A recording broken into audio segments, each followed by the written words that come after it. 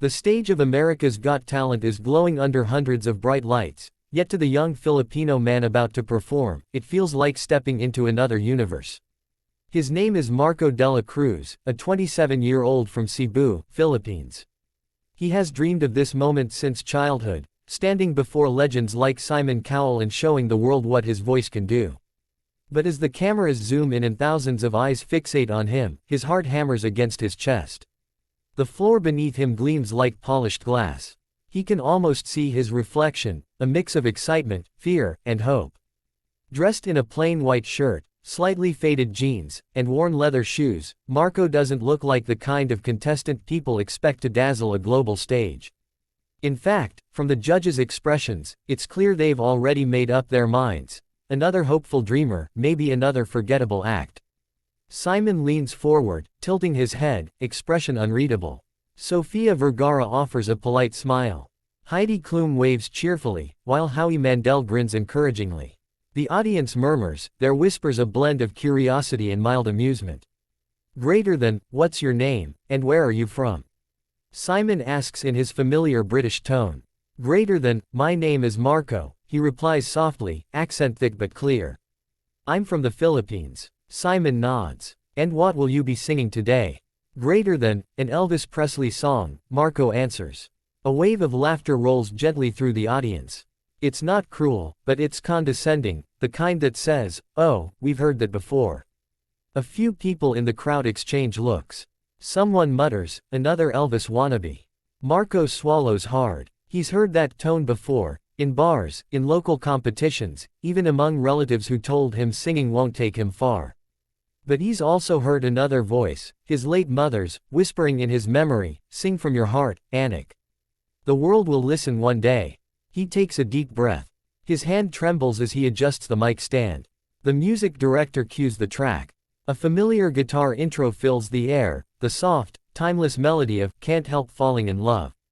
The theater quiets. The spotlight narrows. For a second, Marco feels the weight of his entire life pressing on his shoulders, the sacrifices, the poverty, the endless gigs at local cafes.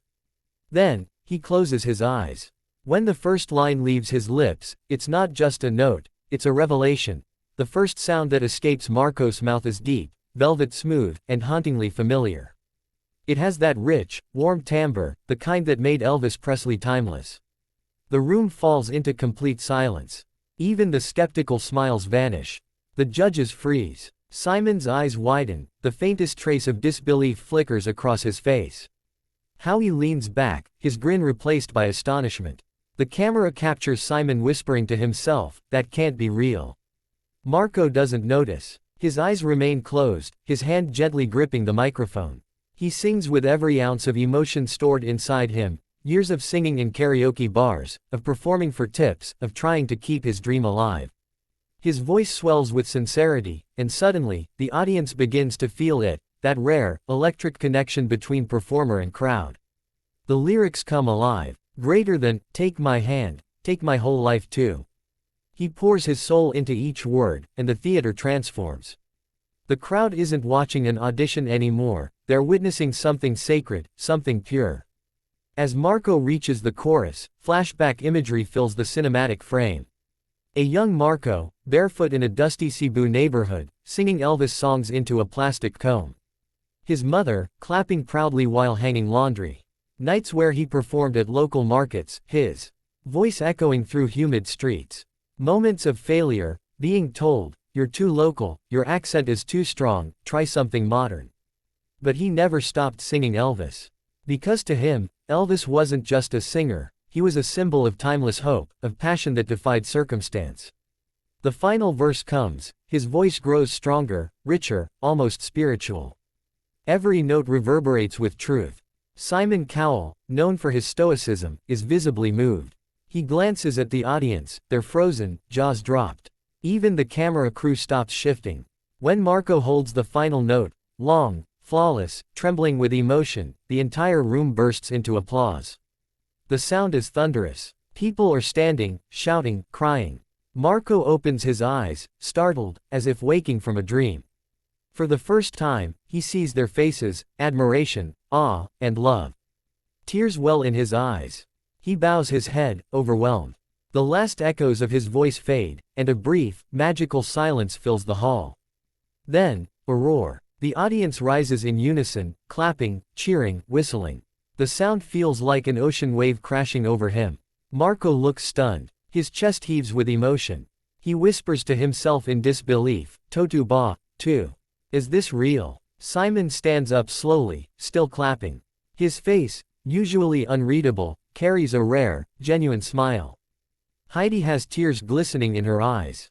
Sophia presses her hand to her heart. Howie raises both arms in triumph. Simon finally speaks. "Greater than, Marco, I'll be honest with you, when you said, Elvis, I rolled my eyes. I thought, here we go again. But when you sang," he pauses, searching for words, "I swear, I heard heart. You didn't copy Elvis. You channeled him." The crowd erupts again. Marco can't stop shaking his head. He's smiling through tears now, trying to grasp the magnitude of the moment. "Greater than, you brought Elvis back tonight," Howie adds, "but you also brought something else, sincerity. It's like he was singing through you." The other judges nod, smiling warmly. Simon looks down at the golden buzzer, that gleaming symbol of validation, of dreams coming true. The audience begins to chant rhythmically. "Greater than, hit it.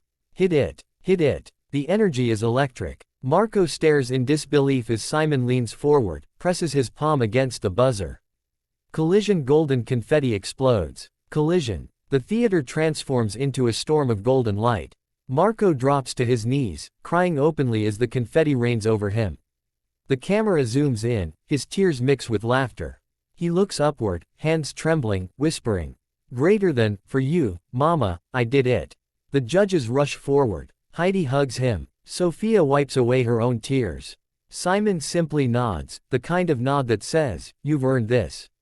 The final cinematic shot shows Marco standing in the middle of the golden rain, his figure glowing under the lights. The background fades into soft focus, the music swells, a slow reprise of his Elvis song plays as narration echoes faintly. Greater than, sometimes, the purest voices come from the most unexpected places, and sometimes, all it takes is one song to remind the world what true soul sounds like. The camera pans upward, catching the glittering confetti falling like blessings. Fade out. Title appears. When a Filipino starts singing Elvis, even Simon couldn't believe it.